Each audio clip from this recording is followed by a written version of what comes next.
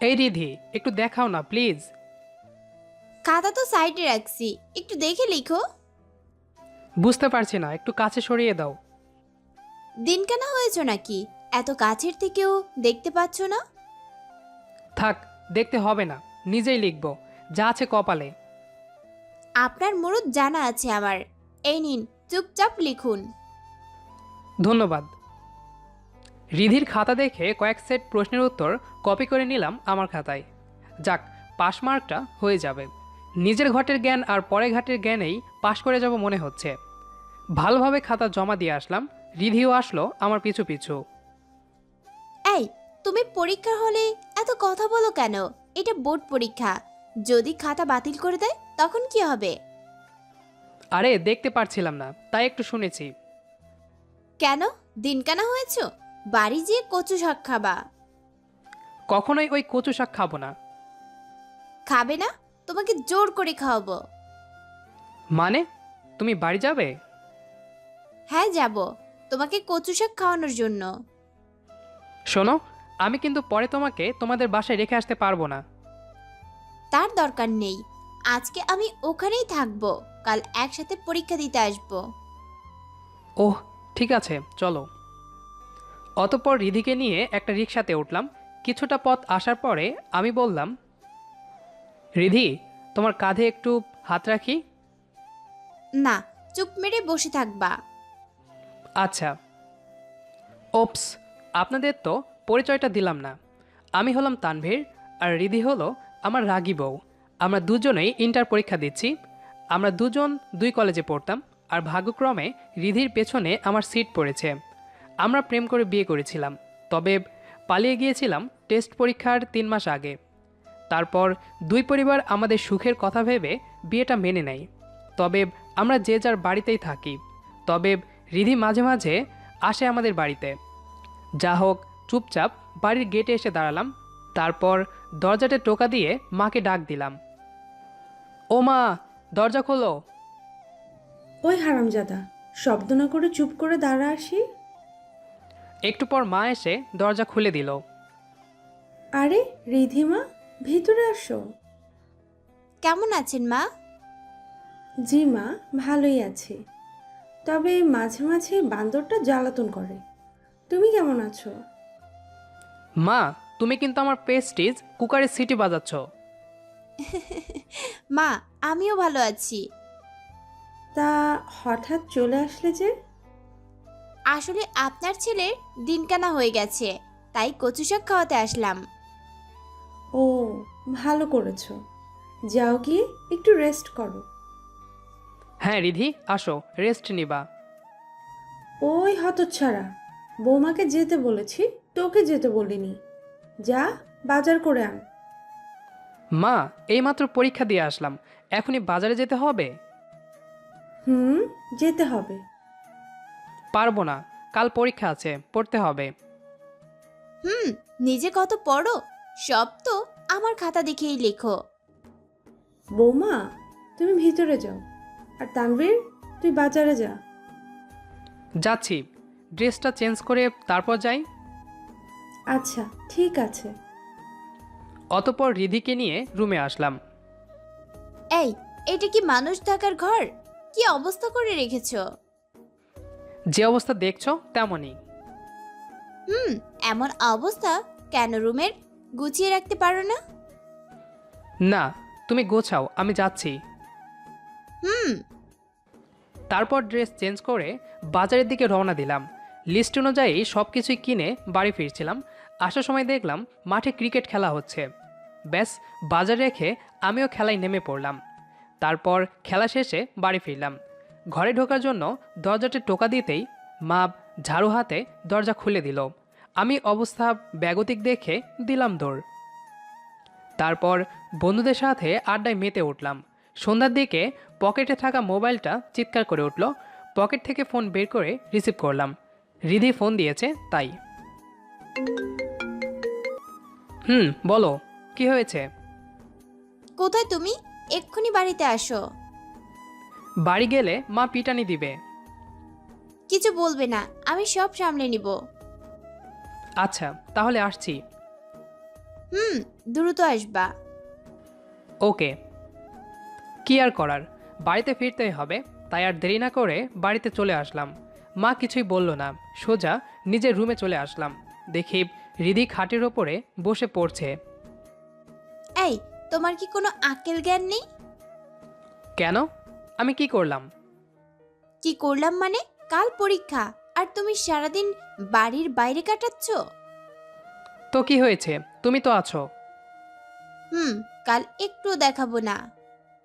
সেটা কালকেই দেখা যাবে। তুমি বসো, আমি খাবার আনছি। দুপুরে তো কিছু খাওনি। না, খুব খিদা লেগেছে, জলদি খাবার আনো। আচ্ছা, তুমি একটু অপেক্ষা করো। হুম। রিধি পড়া বাদ দিয়ে খাবার আনতে গেল, আমি শুয়ে মোবাইলে গেমস খেলা শুরু করলাম। সাথে সাথে রিধি খাবার নিয়ে হাজির। এই মোবাইল নিয়ে না বসে একটু বইটা নিয়ে বসতে পারো। হুম, আগে খেতে দাও। এই নাও, হা করো, আমি খাইয়ে দিচ্ছি। আরে তোমাকে কষ্ট করতে হবে না, আমি নিজেই খেতে পারবো। চুপচাপ খাও, একটাও কথা বলবা না, হা করো। অতঃপর রিধি আমাকে খাইয়ে দিল, কিন্তু কি খেলাম বুঝতেই পারলাম না। গল্পে গল্পে খেয়ে নিয়েছি। কি, কেমন লাগলো কচু শাক? কি? এতক্ষণ কচু শাক খাইছি? হুম। আচ্ছা চলো একটু ছাদে যাই। চলো।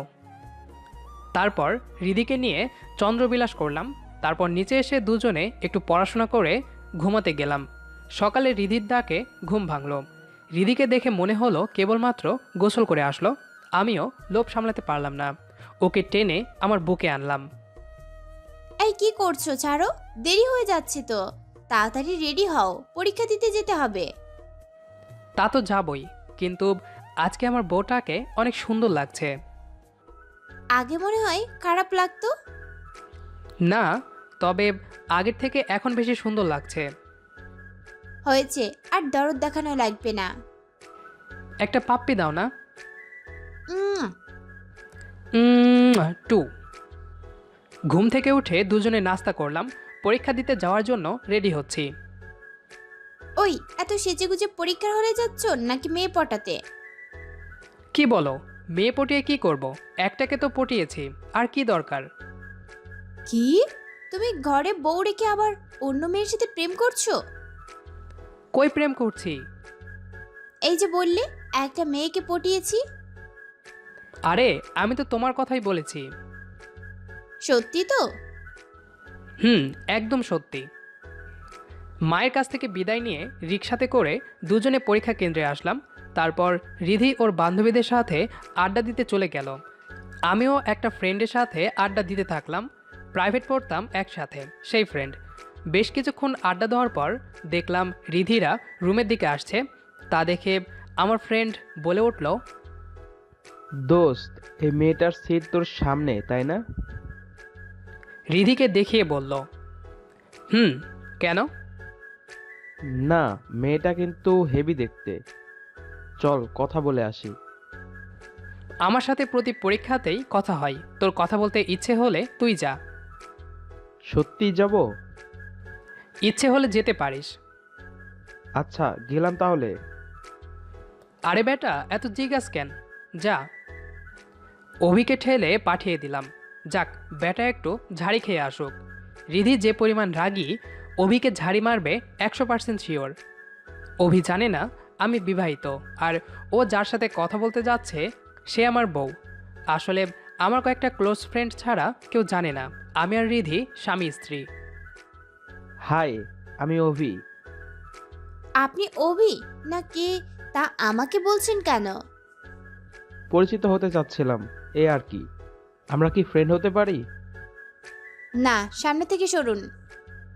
জি, কিন্তু আপনার নামটা? আমার নাম জেনে আপনার দরকার কি?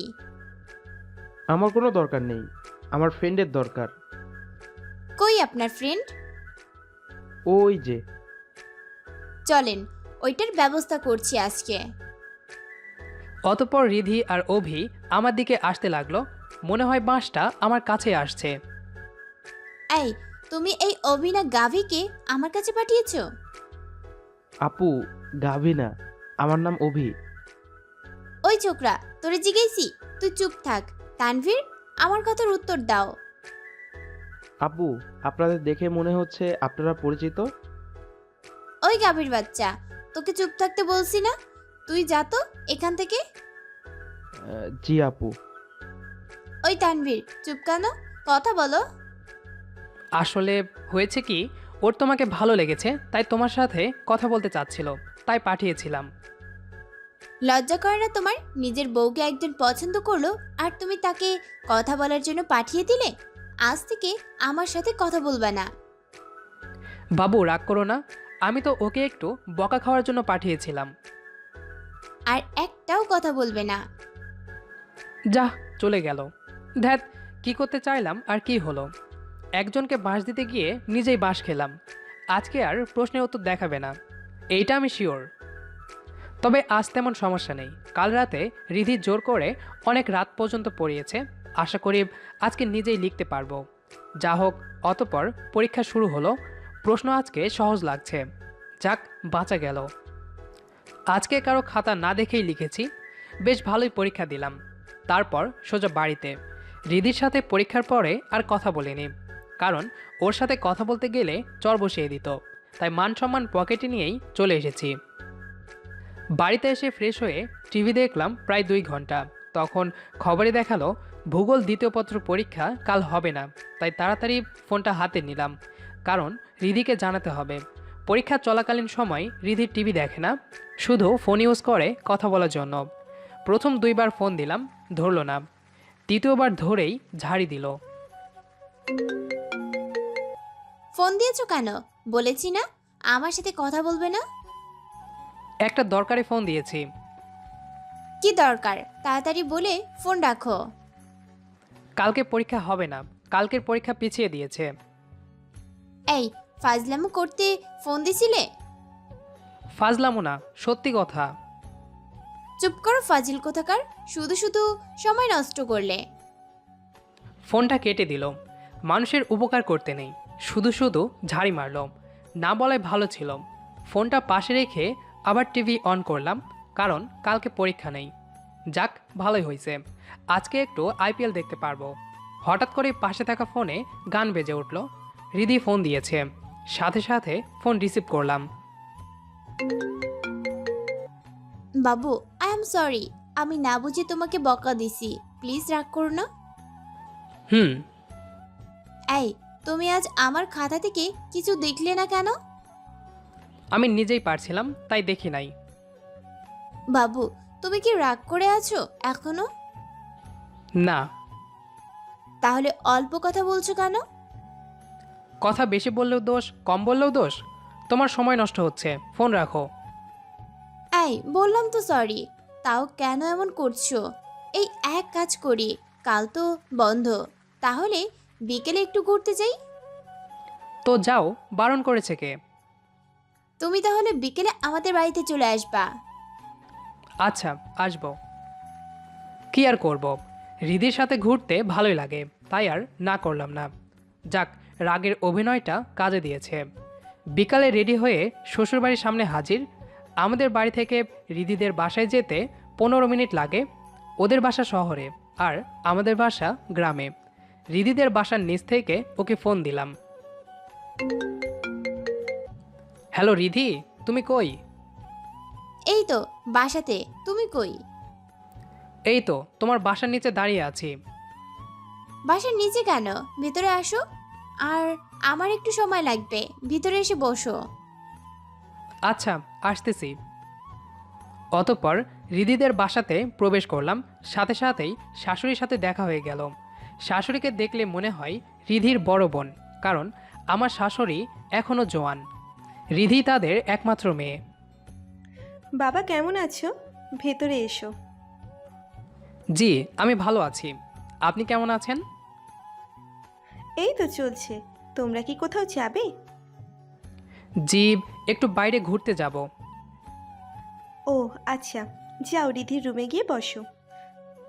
রিধি কি ভেতরে আছে? ওর রুমেই আছে। আচ্ছা। শাশুড়ি আম্মার থেকে বিদায় নিয়ে রিধির রুমের সামনে আসলাম। দরজাতে হালকা টোকা দিয়ে জিজ্ঞেস করলাম, রিধি, ভেতরে আসতে পারি? হুম, আসো। নিজের বউয়ের রুমে আসতে অনুমতি লাগে? অবশ্যই লাগে। বুঝেছি মশাই, একটু বসুন।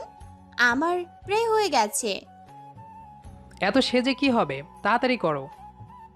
হুম, আরেকটু। রিধি আমাকে একটু সময়ের কথা বলে পাক্কা 15 মিনিট বসিয়ে রাখলো। আটা, ময়দা, সুজি, সোয়াবিন তেল সব কিছু গালে ঘষলো। তারপরও ভালোই লাগছে। হুম, আমার হয়ে গেছে। এবার চলো বেরিয়ে পড়ি। চলো, কিন্তু কোথায় যাবে? চলো আশেপাশে কোনো একটা পার্কে ঘুরে আসি। ওকে। অতঃপর রিধিকে নিয়ে নলডাঙ্গা রাজবাড়ি রিসোর্টে চলে আসলাম। পার্কটা নতুন, তবে অনেক সুন্দর। বেশ কিছুক্ষণ ঘুরে দেখলাম। এই চলো ঝালমুড়ি খাই। আচ্ছা চলো।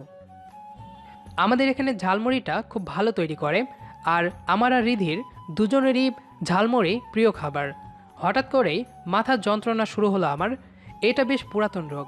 রোদে ঘুরলে বা বৃষ্টিতে ভিজলে রোগটা চেপে বসে। প্রচণ্ড মাথা ব্যথা শুরু হবে বুঝতে পারলাম, তাই রিধিকে বাড়িতে ফিরে আসার কথা বললাম। রিধি, অনেক ঘুরেছি, চলো বাসাতে যাই। ওই দিকটা এখনো যাইনি, চলো ওই দিকটা দেখে চলে যাব। অন্য একদিন আসবো, এখন চলো ফিরে যাব। আচ্ছা চলো। কিছুই করার নাই আমার। বেশিক্ষণ থাকলে হয়তো অজ্ঞান হয়ে যাব, তাই দ্রুত রিক্সা নিয়ে বাড়ির দিকে রওনা দিলাম। কিন্তু মাথা ব্যথা ক্রমশ বাড়তে থাকলো। রিধিদের বাসার সামনে আসার পর রিক্সা থামলো। ঠিক তখনই মাথার ভেতর চক্কর দিল। তারপর আর কিছু মনে নাই। তারপর যখন জ্ঞান ফিরল, দেখলাম একটা নরম বিছানাতে শুয়ে আছি, কিন্তু এটা আমার ঘর না। পাশে খেয়াল করলাম রিধি বসে বই পড়ছে। আমি একটু উঠে বসার চেষ্টা করলাম, কিন্তু পারলাম না। মাথাটা প্রচণ্ড ভারী লাগছে। এই উঠতে হবে না, শুয়ে রেস্ট করো। আমি এখানে কেন? বাড়ি ফেরার সময় আমাদের বাড়িতে আসার পর তুমি অজ্ঞান হয়ে রিকশায় পড়ে গেছিলে। ওহ, আচ্ছা বাড়ি যেতে হবে, মা টেনশন করবে। আমি মাকে ফোন করে জানিয়ে দিয়েছি। আচ্ছা। কি হয়েছিল তখন?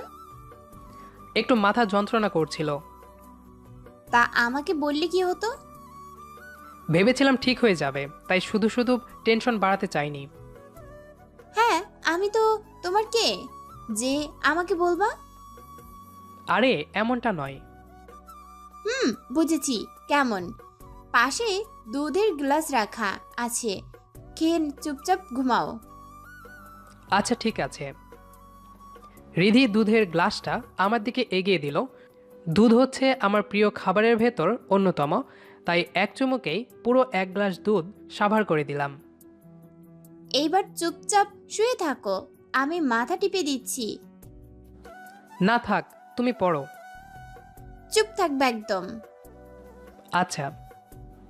অতঃপর রিধি আমার পাশে বসলো।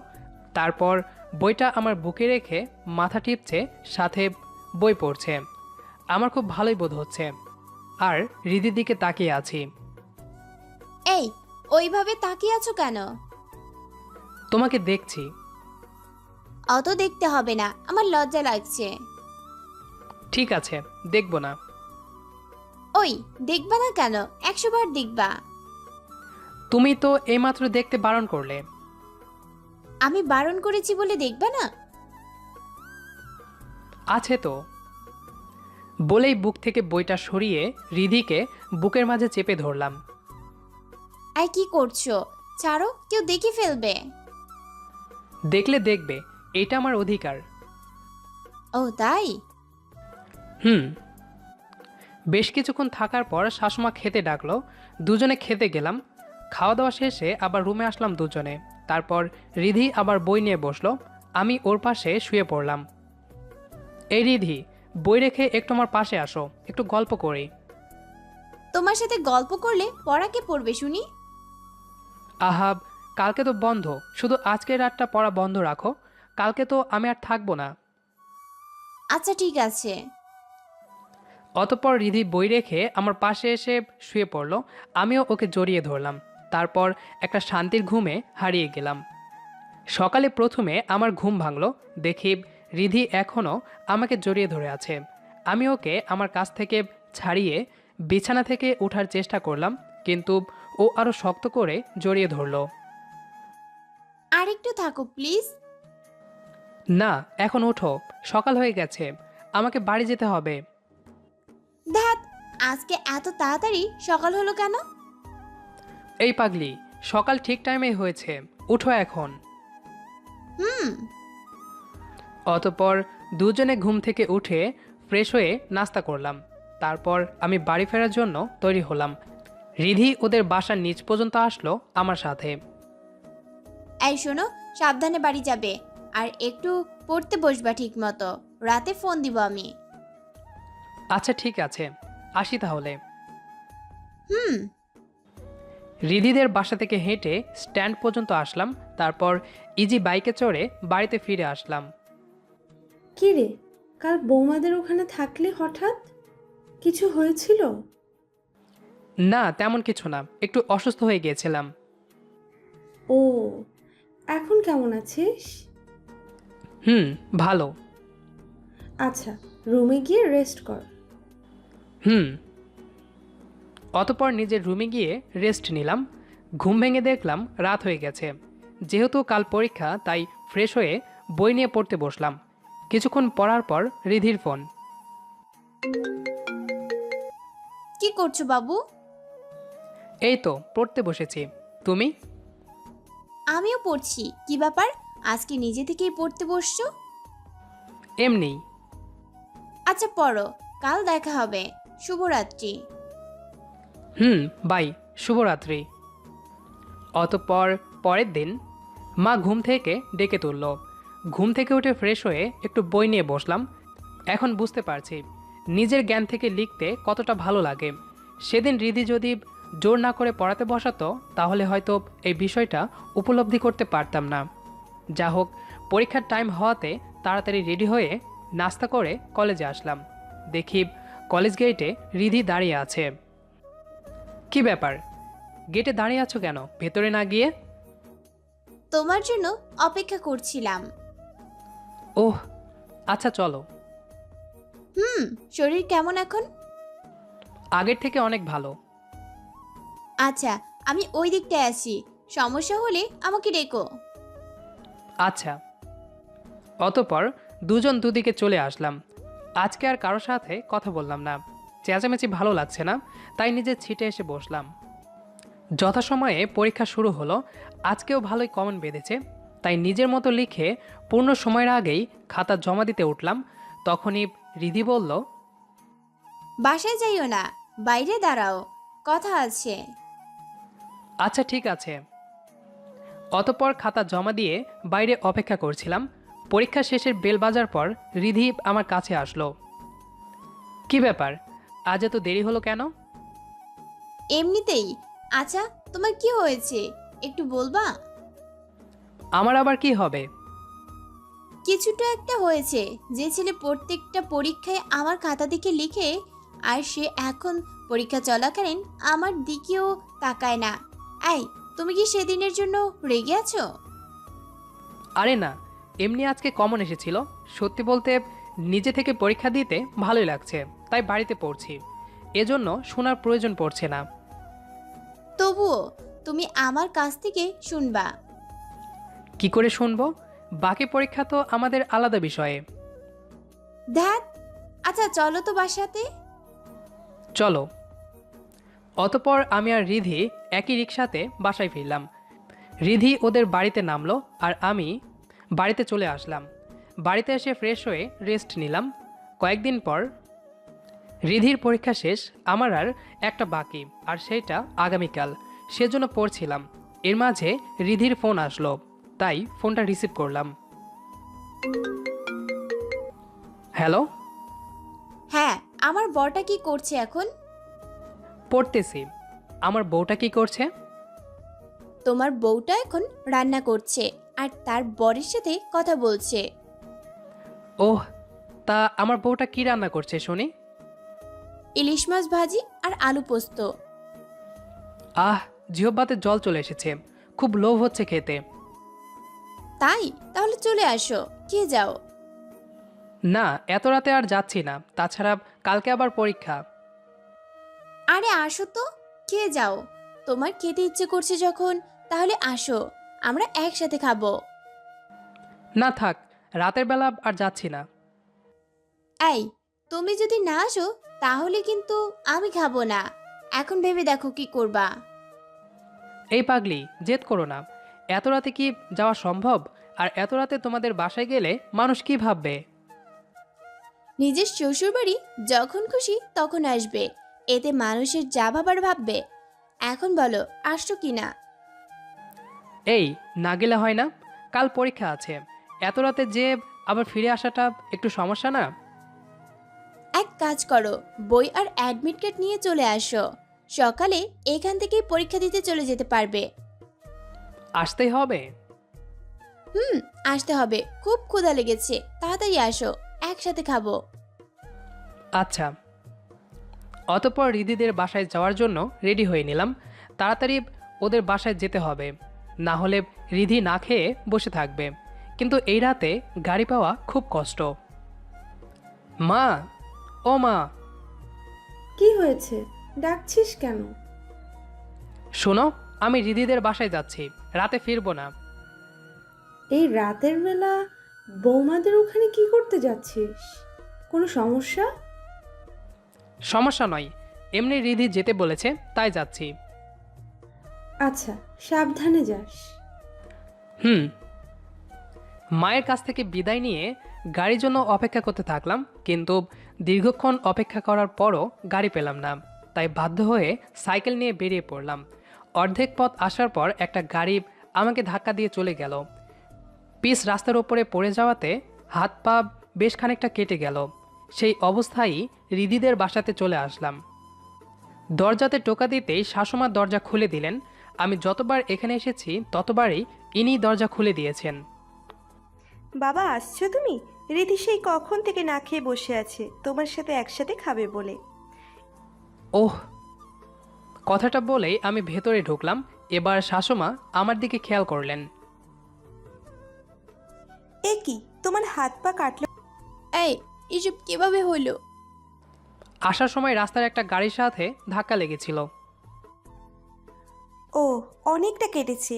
রিধিমা, ওকে তোমার রুমে নিয়ে গিয়ে মেডিসিন লাগিয়ে দাও। আচ্ছা মা। অতঃপর রিধি আমাকে ওর রুমে নিয়ে আসলো। এবার মেডিসিন এনে আমার ক্ষতস্থানে লাগিয়ে দিচ্ছে আর কাঁদছে। এই পাগলি, কাঁদছো কেন? আমার জন্য তুমি এত কষ্ট পেলে? আরে পাগলি, এতে তোমার দোষ কোথায়? যা হওয়ার তা হয়ে গেছে, এতে কারো হাত নেই। তবুও আমি জেদ করে তোমাকে আসতে না বললে এমনটা হতো না। আমার জন্য তুমি বারবার সমস্যায় পড়ছো। বারবার সমস্যায় পড়ছি মানে?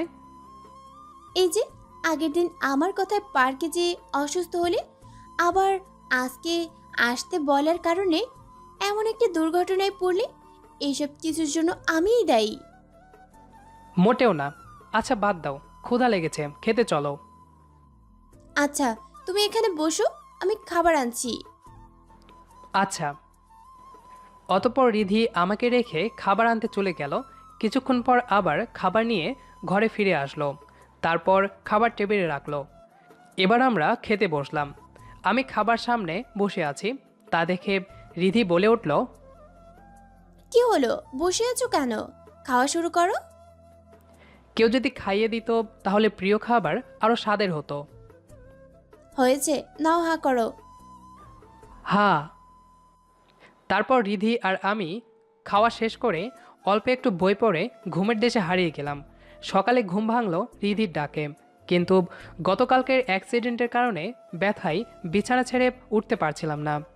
রিধি ব্যাপারটা আন্দাজ করতে পেরে বলল, কি হলো, শুয়ে আছো যে? কোনো সমস্যা হচ্ছে? শরীর প্রচণ্ড ব্যথা, হাত পা নাড়াতে পারছি না, আমাকে একটু উঠে বসতে সাহায্য করো। আচ্ছা, আমাকে ধরে ওঠো। রিধির সহযোগিতায় কোনো রকম বিছানাতে উঠে বসলাম।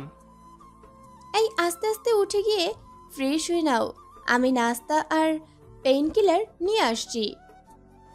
আচ্ছা ঠিক আছে। রিধি রুম থেকে চলে গেল নাস্তা আনতে। আমিও আস্তে আস্তে ওয়াশরুমে গিয়ে ফ্রেশ হলাম। তারপর রুমে এসে সোফাতে বসলাম। রিধিও খাবার নিয়ে রুমে আসলো। তারপর দুজনে একসাথে নাস্তা করলাম। নাস্তা শেষে রিধি বলল, এই, তুমি এখানে বসে বইটা রিভাইজ করতে থাকো, আমি আসছি। আচ্ছা। কিছুক্ষণ বইটা রিভাইজ করলাম। এদিকে পরীক্ষার সময় ঘনিয়ে আসলো, তাই পড়া বাদ দিয়ে পরীক্ষা দিতে যাওয়ার জন্য রেডি হলাম। এবার রিধি রুমে আসলো। কি ব্যাপার, তুমি রেডি? হুম, আমি তাহলে আসি। একটু অপেক্ষা করো, আমি রেডি হয়ে আসছি। তুমি রেডি হয়ে কোথায় যাবে? তোমার সাথে যাব পরীক্ষা কেন্দ্রে। আরে তোমাকে যেতে হবে না, আমি একাই যেতে পারবো। একদম চুপ থাকবা, আমি যাব তোমার সাথে। অপেক্ষা করো, আমি আসছি। আচ্ছা। অতপর আমি কেন্দ্রের ভেতরে প্রবেশ করলাম। যথাসময়ে পরীক্ষা শুরু হলো। ভালোই কমন এসেছে, কিন্তু হাতে ব্যথার কারণে লিখতে কষ্ট হচ্ছে, তাই অল্প অল্প করে সব প্রশ্নের উত্তর করলাম। তারপর সোজা কেন্দ্রের বাইরে আসলাম। দূর থেকে রিধিকে দেখতে পেলাম, তাই ওর কাছে গেলাম। কি মশাই, পরীক্ষা কেমন দিলেন? তেমন একটা ভালো না, হাতে ব্যথার কারণে গুছিয়ে লিখতে পারিনি। ও, ব্যথা কি খুব বেশি? না, সামান্য। আচ্ছা চলো, তোমাকে ডাক্তার দেখি তারপর বাসাতে ফিরবো। আরে এসবের দরকার নেই, অল্প ব্যথা আছে, এমনিতেই সেরে যাবে, ডাক্তার দেখানো লাগবে না। তুমি আজ বড্ড বেশি কথা বলছো। আমি যখন বলেছি ডাক্তার দেখাতে যাবে, তখন যাবে। আচ্ছা ঠিক আছে, চলো যাচ্ছি। এই তো গুড বয়। হুম। অতঃপর রিধির সাথে ডাক্তারখানায় এসে ডাক্তার দেখালাম। ডাক্তার কিছু ওষুধ লিখে দিলেন, সেই ওষুধগুলো কিনে আবার রিধিদের বাসাতে আসলাম। রিধি, আমি তাহলে এখন বাড়ি যাই? না, তুমি এখনো পুরোপুরি সুস্থ নও। এখন আমাদের এখানে থাকবা, বাড়িতে যেতে হলে বিকালে চলে যাবা। আচ্ছা, তাই হবে। ভিতরে আসো। হুম। আমি রিধির কথা কোনো প্রতিবাদ ছাড়াই মেনে নিলাম। অবশ্য এটা আমাদের রিলেশন শুরু থেকেই এই পর্যন্ত করে চলেছি, কারণ রিধি প্রচণ্ড রাগী আর জেদি। এটা আপনারা হয়তো আগেই বুঝতে পেরেছেন। আবার রিধিদের বাসাতে ঢুকে রিধির রুমে এসে ড্রেস চেঞ্জ করে ফ্রেশ হলাম। তারপর সবাই একসাথে দুপুরের খাবার খেলাম। তারপর রেস্ট নেওয়ার জন্য রুমে এসে বিছানাতে এসে শরীর এলিয়ে দিলাম। শরীর ব্যথার কারণে দ্রুতই ঘুমিয়ে পড়লাম। হঠাৎ ঘুম ভাঙলো ফোনের শব্দে, তাই ফোন রিসিভ করার জন্য উঠে গেলাম, কিন্তু রিধির হাত আমার বুকে থাকায় উঠতে পারলাম না। আমার পাশেই রিধি ঘুমিয়ে আছে, তাই শোয়া অবস্থাতেই মায়ের ফোনটা রিসিভ করলাম। হ্যাঁ মা, বলো। কোথায় তুই? পরীক্ষা তো সেই কখন শেষ হয়েছে, তুই তো এখনো বাড়িতে ফিরলি না। মা, আমি রিধিদের বাসাতে আছি, একটু পরে বাড়িতে আসছি। তা আমাকে একবার ফোন করে জানাতে পারতি, টেনশন হচ্ছিল আমার। তাড়াতাড়ি বাড়িতে চলে আসিস। ঠিক আছে, আসছি। হুম। মায়ের সাথে কথা বলা শেষে রিধিকে ওঠানোর জন্য ডাকলাম, কারণ ও না উঠলে আমি বাড়িতে ফিরতে পারবো না। আই রিধি, ওঠো। ডাকছো কেন? আমি বাড়ি যাব, এখন ঘুম থেকে ওঠো। একটু পর, আর অল্প একটু থাকো। না, আর একটুও না, বাড়ি ফিরতে হবে আমাকে। এই, তোমার কি সমস্যা? বাড়ি বাড়ি করেই যাচ্ছ, আমার সাথে থাকতে ভালো লাগছে না? মা ফোন করেছিল, বাড়িতে ফিরতে বলেছে। তাছাড়া বাড়িতে মা একা থাকে, তাই সবসময় এখানে থাকলে মায়েরও একা একা লাগে। উপস, সরি বাবু, আমি বুঝতে পারিনি। আসলে তোমাকে ছাড়া আমারও ভালো লাগে না, তাই একটু রেগে ওই কথা বলে ফেলেছি। ঠিক আছে, এখন ওঠো। আমিও আজকে যাব তোমাদের ওইখানে, আর এখন থেকে ওইখানেই থাকবো। শহরের মেয়ের কি গ্রামে থাকতে ভালো লাগবে? লাগবে না কেন? আমার গ্রাম আর গ্রামের মানুষদের ভালো লাগে বলেই তো গ্রামের ছেলেকে ভালোবেসে বিয়ে করেছি। ওহ, তোমাকে আজ যেতে হবে না, সবেমাত্র পরীক্ষা শেষ হলো। কিছুদিন এখানে থাকো, তারপর তোমাকে একবারে গ্রামে নিয়ে যাব। আচ্ছা, তাহলে প্রতিদিন এসে আমার সাথে দেখা করে যাবে। আচ্ছা। অতঃপর রিধিকে বিদায় দিয়ে বাড়ি ফিরে আসলাম। এখন প্রতিদিন বিকালে রিধির সাথে দেখা করি, আবার কিছু সময় কাটিয়ে চলে আসি। দেখতে দেখতে ব্যবহারিক পরীক্ষা চলে আসলো, তাই আবার দুজনে পরীক্ষা দিতে গেলাম। দুজন আলাদা কলেজে পড়ার কারণে পরীক্ষা আলাদা রুমে হলো। পরীক্ষা শেষে বাইরে এসে দেখলাম রিধি একটা ছেলের সাথে রেগে কথা বলছে, তাই আমি এগিয়ে গেলাম। আমি যেতেই রিধি ছেলেটাকে চড় মারলো আর আমাকে নিয়ে বাইরে আসলো। তারপর আমরা দুজনে একটা রিকশাতে উঠলাম। রিধির মুখ রাগে লাল হয়ে আছে, তাই জানতে চাইলাম ছেলেটার সাথে রিধি কেন রাগারাগি করছিল, কি হয়েছে। রিধি, তুমি ছেলেটাকে মারলে কেন? এইটা একটা বাজে ছেলে, আমার কাছে নাম্বার চাইছিল, আমি দেইনি, তাই খারাপ খারাপ কথা বলছিল।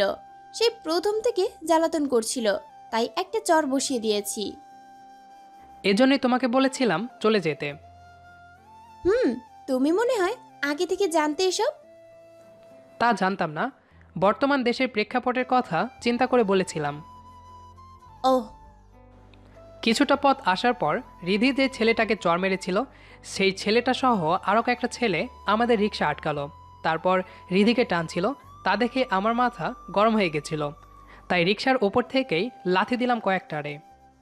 এবার ছেলেগুলো রিধিকে ছেড়ে দিল, এরপর আমাকে রিকশা থেকে নামিয়ে বেদম প্রহার করলো। এমন মারের পরও জ্ঞান ছিল, কিন্তু নড়াচড়া করার শক্তি ছিল না, শুধু দেখছিলাম। রিধি কয়েকটা লোকজন নিয়ে আসলো, তারপর তারা অ্যাম্বুলেন্স ডেকে আমাকে হাসপাতালে নিয়ে আসলো। হাসপাতালের বেডে কিছুক্ষণ পর ডাক্তার এসে ইঞ্জেকশন দিয়ে ঘুম পাড়িয়ে দিলেন। ঘুম ভাঙার পর দেখলাম সারা শরীরে ছেঁড়া জামা পট্টি দেওয়ার মতো পট্টি দেওয়া। পাশে কাউকে দেখতে পেলাম না, সেজন্য একাই উঠে বসার চেষ্টা করছিলাম। তখনই রিধি কোথা থেকে দৌড়ে ভেতরে আসলো, তারপর আমাকে উঠে বসতে সাহায্য করলো, তারপর নিজেও আমার পাশে বসলো। রিধির দিকে তাকিয়ে একটু খেয়াল করলাম চোখ লাল আর ফোলা, বোঝা যাচ্ছে অনেক কেঁদেছে। এই কেমন বোধ করছো এখন? আমার পাশে এই লক্ষ্মী বউটা থাকলে সবসময় ভালো বোধ করি। লক্ষ্মী না চাই, আমি তো অলক্ষ্মী। বারবার আমার জন্য তোমাকে কষ্ট পেতে হচ্ছে। এত ভালোবাসো কেন? কেন এত ভালোবাসি তা জানি না, তবে তোমাকে ছাড়া আমি কিছুই ভাবতে পারি না, হয়তো এজন্যই। আমিও অনেক ভালোবাসি পাগলটাকে। তাই তাহলে কচি করে একটা চুম্মা দাও। দেখ, অসভ্য। হাসপাতালে কেউ এসব কাজ করে? তাহলে কোথায় করে? বাড়িতে চলো, তারপর যত চুম্মা চাও তার থেকে বেশি দিব। প্রমিস? প্রমিস। আজ 5 দিন পরে হাসপাতাল থেকে বাড়িতে ফিরছি, এখন পুরোপুরি সুস্থ।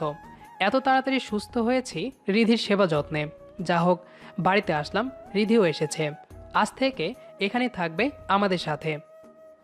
কিছুদিন পর মাথায় বেড়াতে যাওয়ার ভূত চাপলো। এখন পড়াশোনার চাপ নেই, আগেও ছিল না, তাই ঘুরতে যাব বলে ঠিক করলাম। মা, ও মা, এদিকে শুনে যাও। কি হয়েছে তাড়াতাড়ি বল। বলছি মামা বাড়ি বেড়াতে যাব, ওদের ওখানে ফোন করে বলে দাও। আচ্ছা, কবে যাবি? কাল। আচ্ছা, বৌমাকে নিয়ে যাবি? ও যদি যেতে চায় তাহলে নিয়ে যাব। রিধি কোথায়? বৌমার রান্নাঘরে আছে, আমি বৌমাকে পাঠিয়ে দিচ্ছি, শুনে দেখ যাবে কি না। আচ্ছা, পাঠিয়ে দাও। অতঃপর মা আমার রুম থেকে চলে গেল, তারপর রিধি আমার রুমে আসলো। কেন ডেকেছেন জনাব? আমি ঠিক করেছি কাল মামা বাড়ি বেড়াইতে যাব, তুমি যাবে আমার সাথে? যাব না মানে? অবশ্যই যাব। আচ্ছা, এই কথা জানার জন্য ডেকেছিলাম। কাজ থাকলে যেতে পারো, কাজ না থাকলে বসো, একটু গল্প করি। না, এখন আর কাজ নাই, এখন তোমার সাথে গল্প করব। ওকে। তারপর আমি আর রিধি একসাথে অনেকটা সময় কাটালাম। পরের দিন সকালে খাওয়া দাওয়া করে রেডি হলাম, তারপর মায়ের থেকে বিদায় নিয়ে নির্দিষ্ট গন্তব্যের উদ্দেশ্যে বেরিয়ে পড়লাম।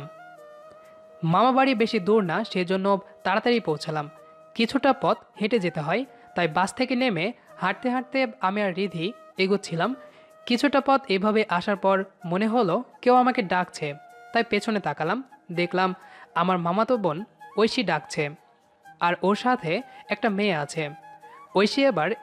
ঐশী এবার নবম শ্রেণীর ছাত্রী। আমরা ঐশীকে দেখে দাঁড়িয়ে গেলাম। তারপর ঐশী আর ওর সাথে থাকা মেয়েটা আমাদের কাছে আসলো।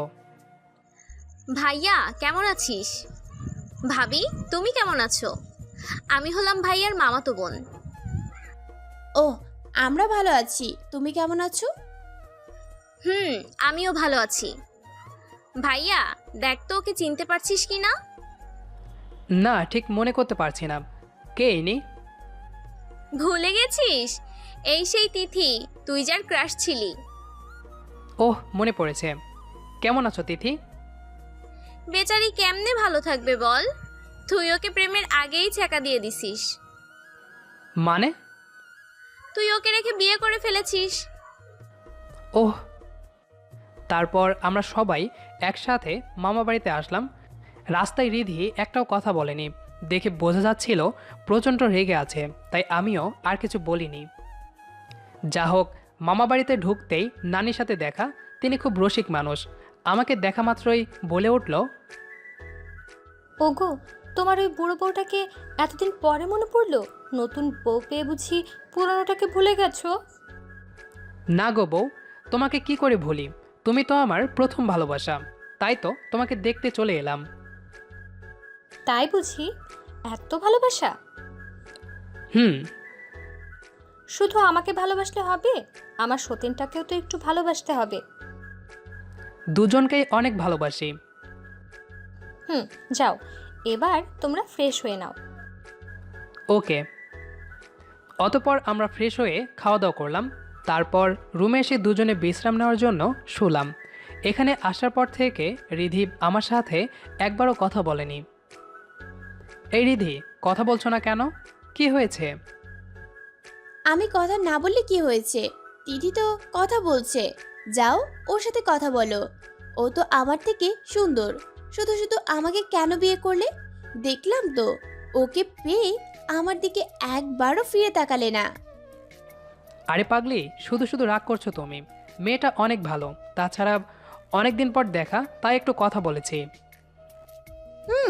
অনেকদিন পর পুরনো প্রেম আবার জেগে উঠেছিল। রিধি, এবার কিন্তু বেশি হয়ে যাচ্ছে।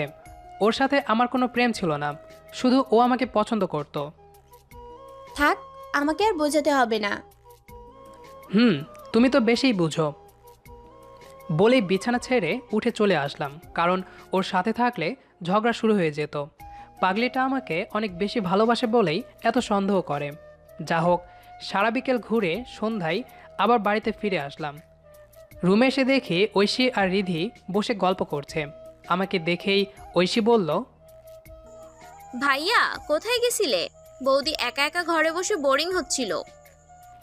কেন, তুই তো ছিলি। আচ্ছা তোমরা থাকো, আমি গেলাম। তোকে কোথাও যেতে হবে না, তোরা গল্প কর, আমি চলে যাচ্ছি।